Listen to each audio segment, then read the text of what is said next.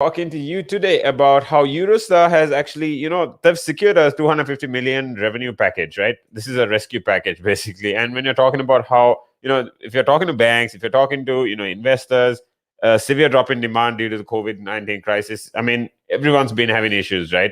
I mean, when you talk about the funding, when you talk about the demand, there's no travel that hasn't necessarily been active in the country or if it comes to the world. So you need to consider how important these guys are going in lines of, coming back. Because, I mean, especially the travel sector. When I talk about the travel sector, at least, I mean, you are considering, even though it might be freezing now, even though people might be getting out of the industry, there will be a ton of people, coming back into the industry. So you need to consider all that, right? Now, I'm going to talk to you about how, Eurostar has basically secured a 250 million pound rescue deal and how they're actually looking at coming back. But before that, I'm going to get you onto some videos so you can actually see who we are and what we do at Relax Radio. I'll be right back with you in less than a minute.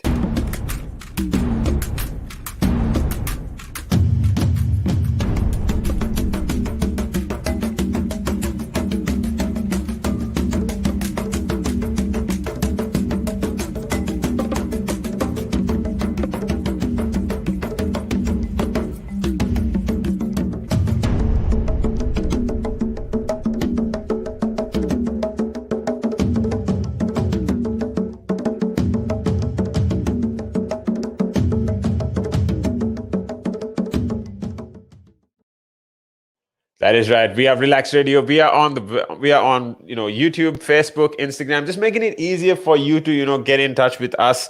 And when you're talking about how proceeding with your life, I mean, basically you can go ahead with whatever. It's just making it easier for you to connect with us, because in the lines of connecting with us, you can basically talk to us on what you actually want to do now.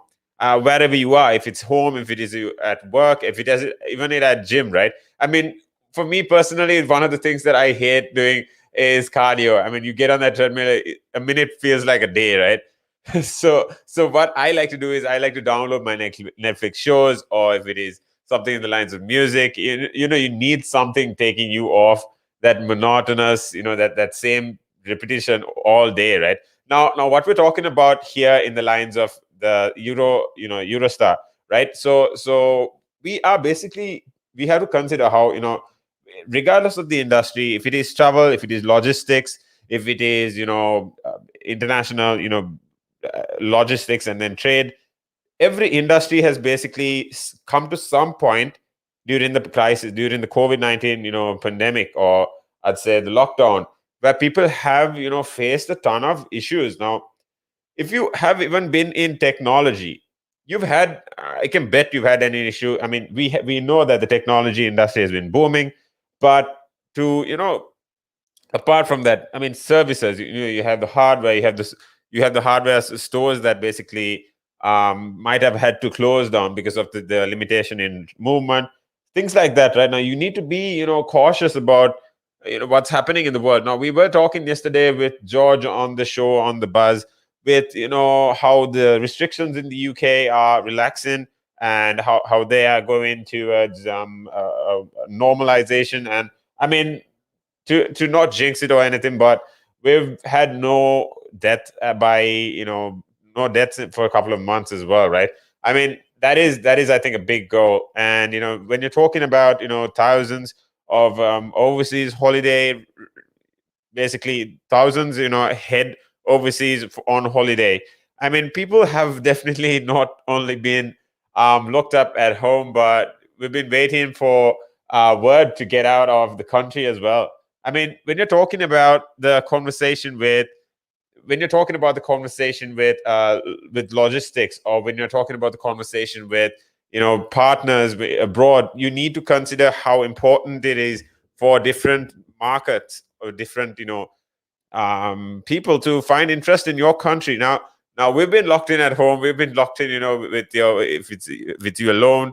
I mean, you've had to have been productive, right? Now, true, it was not the best of times, but you need to have moved up the ladder in terms of progress or maturity. I mean, this is a standard story regardless of where you are in the world. You've definitely come across this problem, and you've overcome it in different ways. People have I mean, it's all right if you've not been productive. It's all right if you've taken your time with recovering, but the industries at one point need to recover, right?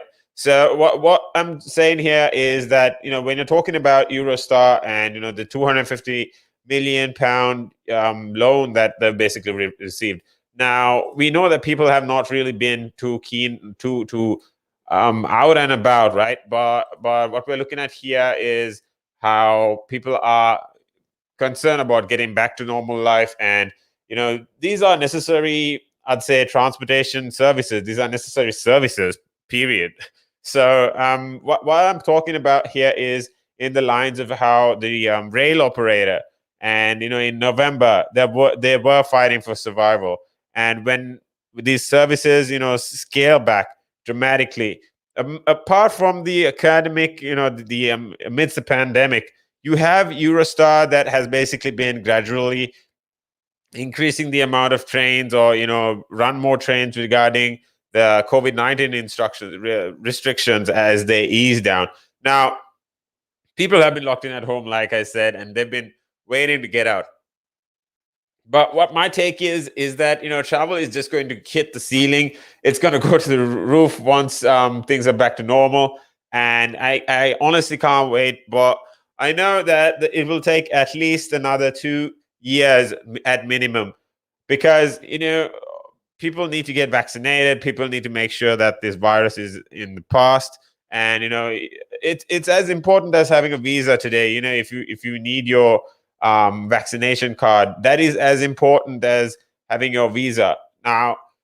Because countries are basically not going to let you travel into them if not for proof, because they obviously are not going to take the risk of their economy or their people just because of a couple of people that are not too keen on getting the vaccine. It's that simple. So how which countries are on the go green list for travel, these are also conversations that I think we can talk about. When you're looking at a $250 million in funding, the 50 million pounds of this are equity from the shareholders, and 150 million pounds is in new loans from the banks, and these are guaranteed by the shareholders. 50 million pounds from restructured entities or bank loans. So I'd say these are important, I'd say, rationalities, or different takes, different percentages of how much is going to each person, and talking about how when you're refinancing the agreement, this is a key factor for enabling our presence to increase the services, and then it reduces the bad situation in the pandemic. Now, I mean, we just to remind you, we are Relax Radio. We are your channel on Facebook, Instagram, Twitter, whichever live we are on. You can feel free to call us up. Our number is 07852 That number is right here. I'm just putting it up on the screen. That's right. It's 07852 You can call us up anytime. You can WhatsApp me. You can hit me up and let me know what you want me to talk about. Now, we are talking, we've got a comment here, and, Xpin code. Now, these guys are basically saying that we've apart from this, now when you're talking about a support call, you need to consider these movements or these operations in the lines of where these companies are looking at going in transport, in recovery. Now we know this is again a whole system when it comes to the organization, because I mean it's simple, right? It's built on people, it's built on systems, it's built on assets and organization. So I mean, you can't basically shut a whole industry down and assume for everything to come back to normal just like that, right? I mean, it's going to take time. So the support call has basically been in the lines of fighting for survival against a 95% drop in demand, and talking about how there is more support from the government after the airports were given an 8 million grant in equivalent to business taxes, and then how these business rates are the same as in the banks, right, from the government. Because we know the government needs this support. We know the government needs this assistance. I'm super happy about the loans or the support, the funds that are coming in back to pump the city back to life, right? I mean, it's basically CPR at this point. I'm hoping it just goes up from here. But talking about January and talking about the UK government, with the warning that there was a real risk to its survival, in February there was a transport secretary, and Grant Shapps.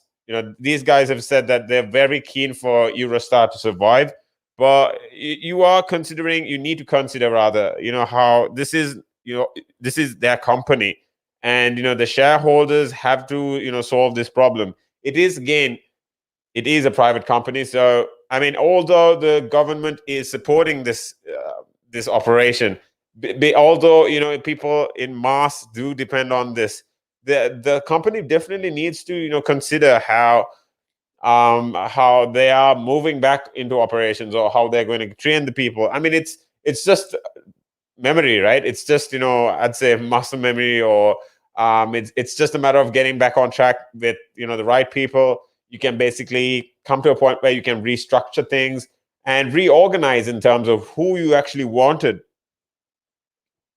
on the team. And by February, the secretary Grant Shapps, he's basically spoken about how it is not our company. This guy is from Eurostar. I mean, basically, when you talk about this guy is not from Eurostar. He is basically the Grant secretary. And he talks about it's not his problem to solve, although they've given support. The shareholders basically need to resolve this problem. The UK sold its stake at Eurostar in 2015. So these guys have been running by themselves for about 6 years now. I guess they just need to run for another 2 to 3 years more. Now, Eurostar's majority shareholder, the French State Railway Group. This is the SNCF, right? Now, these guys are talking about, when it comes to the shareholders, you have pension funds, you have depot placements, in Quebec. Now, this is also called the CDPC. And when it comes to Fernandez Hermes, the SNCB, and the Belgian gate operator, these guys are basically, mainly involved in this topic. But before we go further into conversation, I'm going to actually talk to you about Relaks Radio and what my show is about. My show, I'm like I said, I'm talking to you about everything business, tech, entrepreneurship, anything you need to know in the lines of business or the economy in the UK, right? Now, apart from that, you can always reach out. You can let us know what your takes are on topics. Let me know what you want to talk about, or you can actually leave a comment on this video and let me know how or where you want this conversation to go. We're always welcome to your comments or your suggestions, because like I say, always, this is your platform, right? You can always let us know what you want us to talk about. So what I'm going to do is I'm going to put you onto a couple of videos just to show you who we are and what we do at Relaks Radio.